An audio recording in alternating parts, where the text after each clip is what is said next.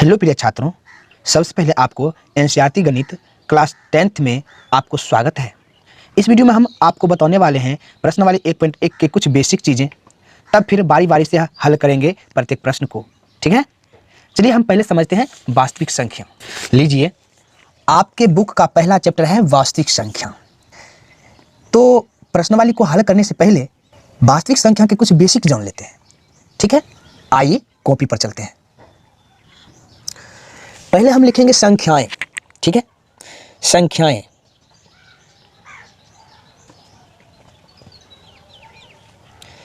संख्याएं दो हैं। कौन कौन है, आइए हम समझते हैं।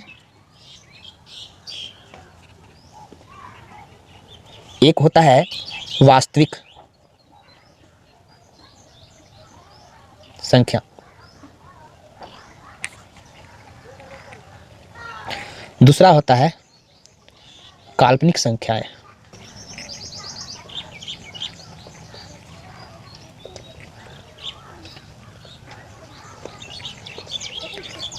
पहला होता है वास्तविक संख्याएं, दूसरा होता है काल्पनिक संख्याएं। लेकिन आपके कक्षा 10 के गणित में वास्तविक संख्या पढ़ना है।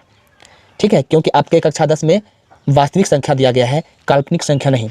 अगर काल्पनिक संख्या पढ़ेंगे तो आपको 11th में ये पढ़ने के लिए मिल जाएगा। तो हम वास्तविक संख्या के बारे में पहले समझते हैं। ठीक है, हम पहले वास्तविक संख्या कौन कौन होते हैं वो लिख लेते हैं। पहले लिखते हैं 1 में प्राकृत संख्या,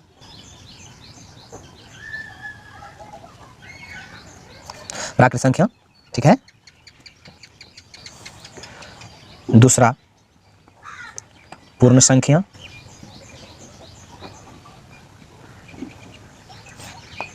तीसरा पूर्णांक संख्या,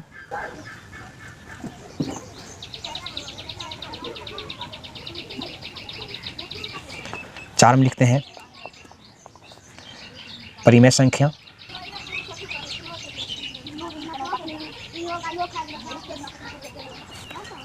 और लिखेंगे अपरिमेय संख्या।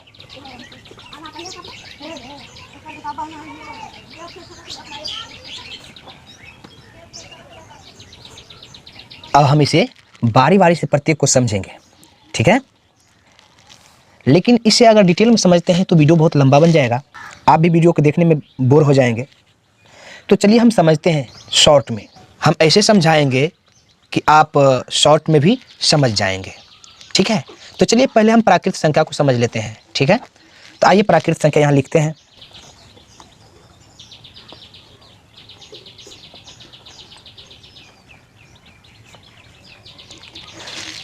देखिए, प्राकृत संख्या कौन है जिसे हम गिन सकते हैं, यानी गिनती की संख्या को हम प्राकृत संख्या कहते हैं। जैसे में 1 हुआ, 2 हुआ, 3 हुआ, डॉट डॉट n तक, अर्थात अनंत तक। इसका कोई अंत नहीं है। हमारी उम्र इसे गिनते गिनते बीत जाएगी, लेकिन प्राकृत संख्या को गिन नहीं पाएंगे। इतना होता है प्राकृत संख्या। प्राकृत संख्या को हम n से सूचित करते हैं। ठीक है, तो आप समझ गए होंगे कि प्राकृत संख्या किसे कहते हैं। गिनती की संख्या को प्राकृत संख्या कहते हैं, यानी जिसे हम काउंट कर सकते हैं, गिन सकते हैं। ठीक है, तो चलिए अब हम पूर्ण संख्या के बारे में हम कुछ जान लेते हैं। ठीक है, 2 में है पूर्ण संख्या। पूर्ण संख्या, देखिए पूर्ण संख्या, पूर्ण संख्या में होता है क्या, 0 प्लस n।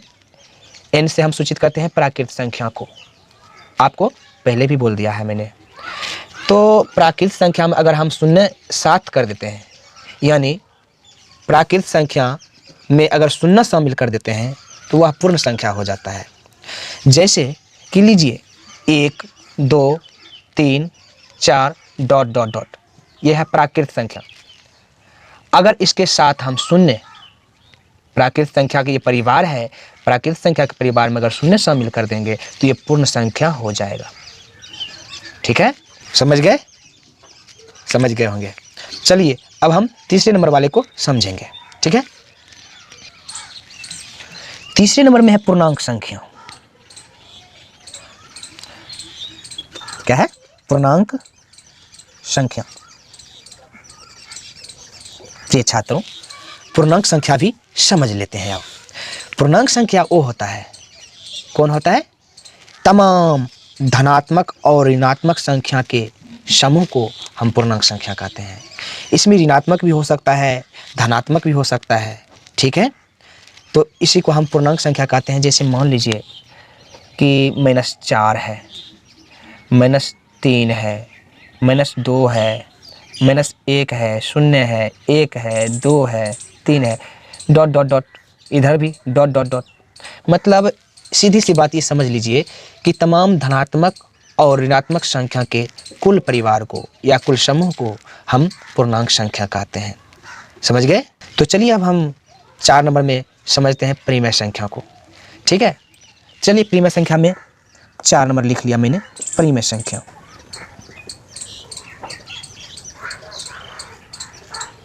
परिमेय संख्या लिख लिया। परिमेय संख्या किसे कहते हैं अब वो हम समझते हैं। जिसे हम P/Q के रूप में लिख सकते हैं, जिसे हम P/Q के रूप में लिख सकते हैं, उसे हम परिमेय संख्या कहते हैं। लेकिन इसमें भी एक शर्त है। क्या शर्त है? जिसे हम P/Q के रूप में लिख सकते हैं उसे परिमेय संख्या कहते हैं, लेकिन शर्त है जहां Q बराबर नॉट 0, Q बराबर कभी 0 नहीं होना चाहिए, ठीक है। दूसरी शर्त है कि P और Q पूर्णांक हो, P और Q पूर्णांक हो। क्या हो? पूर्णांक हो, ओके। और P और Q का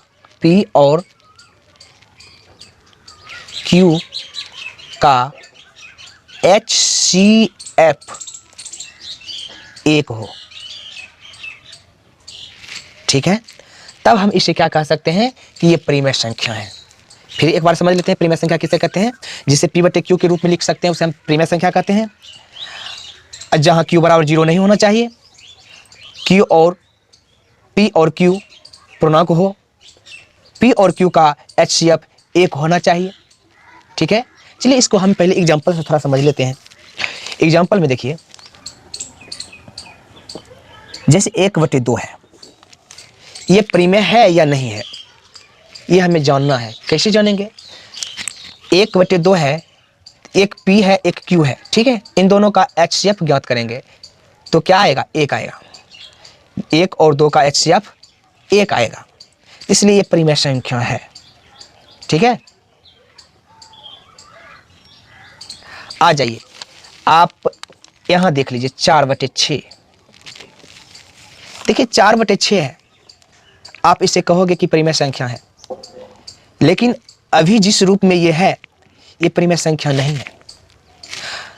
हमने पहले यहां आपको समझाया है कि जिसे P/Q के रूप में लिख सकते हैं वह परिमेय संख्या होता है, लेकिन कुछ कंडीशन है कि Q बराबर 0 नहीं होना चाहिए, P और Q दोनों पूर्णांक हो, P और Q का HCF 1 हो। लेकिन यहाँ देखिए तो 4 और 6 है, P 4 और Q 6 है। इसका HCF अगर हम निकालते हैं कितना आता है? 1 आता है? नहीं, इसका HCF 2 आ जाता है, इसलिए ये परिमेय संख्या नहीं है। लेकिन ठीक इसी को अगर हम काट देते हैं, 2 2 4, 2 3 6, 2/3, अब ये हो गया परिमेय संख्या।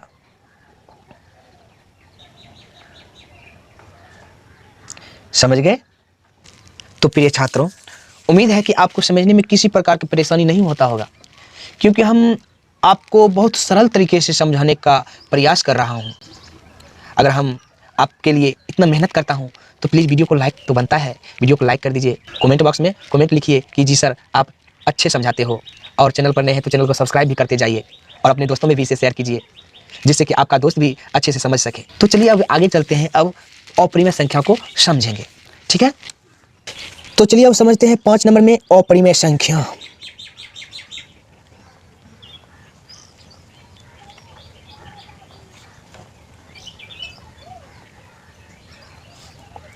प्रिय छात्रों, अब हम अपरिमेय संख्या समझते हैं। अपरिमेय संख्या परिमेय के विपरीत हो जाएगा। परिमेय किसे कहते हैं? जिसे हम P/Q के रूप में लिख सकते हैं, जिसे हम P/Q के रूप में नहीं लिख सकते हैं उसे हम अपरिमेय संख्या कहते हैं। जैसे उदाहरण ले लेते हैं कि उदाहरण इसका क्या हो जाएगा। उदाहरण जो है इसका क्या हो जाएगा, रूट के अंदर, सीधी सी बात, रूट के अंदर अगर अभाज्य संख्या आ जाए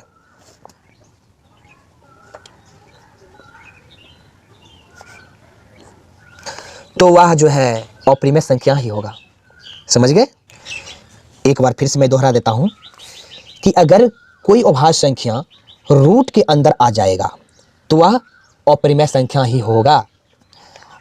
दूसरा देते हैं उदाहरण में, अगर कोई संख्या दिया है, कैसे, मान लीजिए 4 है, 0.01 001 0001 इस प्रकार से देकर डॉट डॉट दे देगा तो क्या हो जाएगा, अपरिमेय संख्या हो जाएगा। ठीक है, क्या हो जाएगा, अपरिमेय संख्या। या मान लीजिए 1.1110 देखिए इसमें है क्या कि इसमें जो है यहाँ शून्य की बढ़ोतरी हो रही है और जितना आगे जाएगा उतना शून्य बढ़ते जाएगा। यहाँ 1 की बढ़ोतरी हो रही है, जितना आगे जाएगा उतना 1 बढ़ते जाएगा, इसलिए ये जो है अपरिमेय संख्या है। लेकिन एक बात याद रखिएगा कि जैसे कि मान लीजिए 1.5 है, इसके ऊपर ये बार लगा हुआ है, इसे हम रेकरिंग भी कहते हैं, बार बार आता है। इसका मतलब देखिए इसको हम लिख सकते हैं 1.555, तो समान संख्या बार बार दोहरा रहा है, इसलिए ये जो है अपरिमेय नहीं होगा, ये परिमेय संख्या होगा। ठीक है, क्या होगा, ये परिमेय संख्या होगा। ठीक है, आपका कंफ्यूजन दूर हो गया होगा। तो उम्मीद है प्रिय छात्रों आप वास्तविक संख्या समझ गए होंगे, ये 5 को पाँचों समझ गए होंगे, आपको समझने में किसी प्रकार का प्रॉब्लम नहीं हुआ होगा। अगर प्रॉब्लम नहीं हुआ है तो ज़रूर कमेंट में लिखिएगा। चलिए अब आगे चलते हैं। आपके बुक में सबसे पहले जो हिसाब दिया गया है, प्रश्न दिया गया है, वो है, यहाँ देखिए, कहता है निम्नलिखित संख्याओं का HCF ज्ञात करने के लिए यूक्लिड विभाजन एल्गोरिथ्म का प्रयोग कीजिए। यूक्लिड विभाजन एल्गोरिथ्म हो या यूक्लिड विभाजन प्रमेय हो, दोनों एक ही है। ठीक है, तो चलिए इसको भी हम थोड़ा समझ लेते हैं। यूक्लिड विभाजन एल्गोरिथ्म,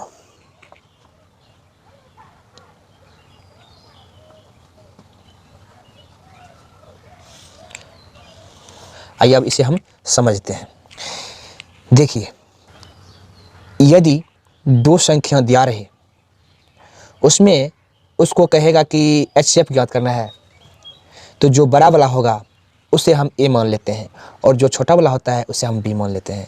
तो ये सूत्र होता है A बराबर BQ प्लस R। ठीक है, जहाँ A जो है, A ये होता है भाज्य, B होता है भाजक, Q होता है भागफल, यानी कि कितने बार में हम लगाते हैं भाग, ये हो जाता है भागफल। ठीक है, और R जो है ये होता है शेषफल।